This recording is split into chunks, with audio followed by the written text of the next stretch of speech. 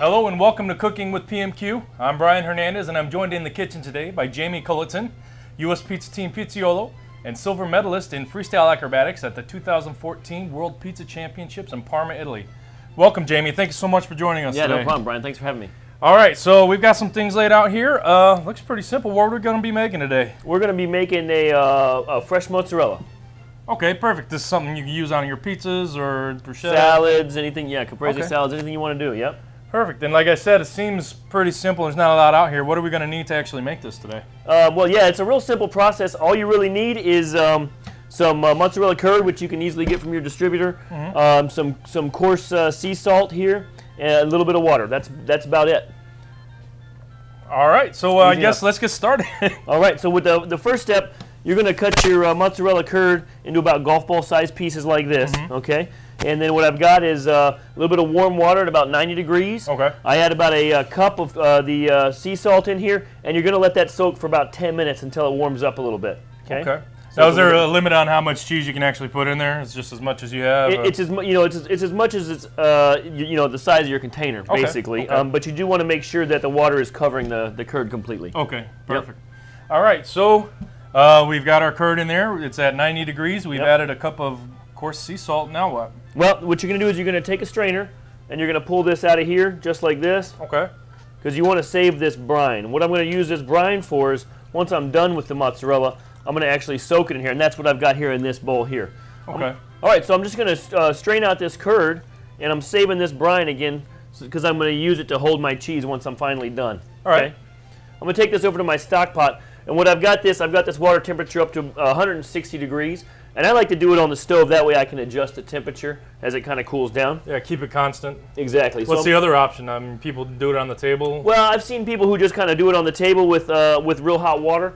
But again, as I add this in, it's going to cool my water down. So I like to be able to adjust it back up to that 160 degrees. Yeah, makes sense. I'm just going to add this into that water. And we've got this stock pot about half full, and it's another same principle. Just make sure it covers your... Exactly. Yep, exactly. Make sure it's covering the curd. And this is just water? This is just water. Yep, exactly. I'm going to let that sit for about 10 minutes or so till it's warmed up and come to temperature, and it's going to be. I'm going to kind of stir it until it's one big mass. Okay. And you want it to start becoming a little bit malleable, and that usually takes about 5–10 minutes. Okay, so it's gonna melt down your golf ball sized chunks, and they're gonna start forming together. Yep. And then you'll have your giant piece of mozzarella. Exactly, essentially, and then you're going to have to start pulling it. All right, so we're now back. It's been about 10 minutes. Jamie has been constantly stirring, and as we can see, these chunks have kind of formed into one solid mass, very stringy and malleable. So now what's the next process here, buddy? Well, what I'm doing is, like you said, it's all kind of come together in one mass here, and I like to work it between these two dowels I have in here. Okay. Until you can see it's all kind of come together. What you're looking for is a nice silky smooth texture, which we've started to get here. And then the next step is to put on some gloves that I've got in my pocket here. And what is this process called? Is this the pulling? Yeah, we're just going to be pulling the mozzarella. Okay. Yep. The key to this too is you don't want to overcook it because then it starts to get a little tough. So as soon as you've got it to that point where it's malleable and silky, that's when you want to pull it and form your cheese balls. Okay. So that's where we're at. It takes a little bit of a tough hand here because obviously this water is a little bit hot. So now if it gets a little bit tough, it's still edible. It just has more of a... It's a tougher texture. Kind of a rubbery? Yeah, exactly. But you can see I think we're going to be good on this one. Yeah, it still looks pretty soft.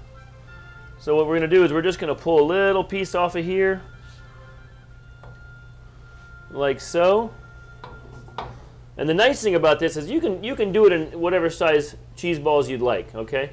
So I can make them, this big. I can make them bigger. I can make them smaller. I can do braids or loaves, and we'll show you some of that. And now this is my cheese, essentially, and I'm just going to set it in this brine, and it's just going to sit in there for a few minutes and set up.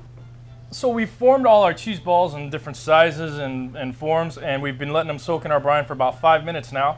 So we're going to pull out a few of them and just kind of see the different variations we can get from just this one recipe. So go ahead and grab there. What I've got here is I've just got kind of a loaf of cheese, Okay, nice. And this is great for you know, caprese salads when you want to just slice this into nice thick slices.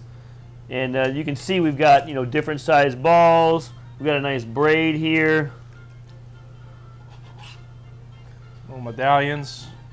Yep, those are actually great for capreses too, with little cherry tomatoes. Those are wonderful. And what you can see, if you take this with a nice tomato, you can set up a really nice...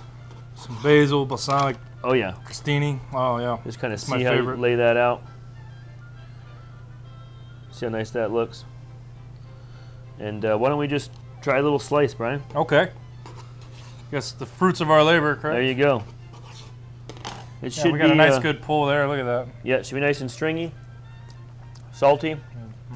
There you go, and it's actually still a little bit warm, which is nice. Yeah, yeah. It's not rubbery. It's very soft, easy to get through. So, very simple recipe, very easy to do. Anybody can really do it. Yep. Doesn't take too long either. A lot of people think there's a lot of work goes into making cheese. No, you have to dedicate some time, but honestly, it's a pretty simple process, and it adds a lot to your menu. Yeah, perfect. Well, Jamie, thank you so much for being here. Thank you, Brian. Appreciate it. For Cooking with PMQ, I'm Brian Hernandez. Everybody go and test out this recipe in your own pizzeria. We thank you for joining us, and we're going to see you next time.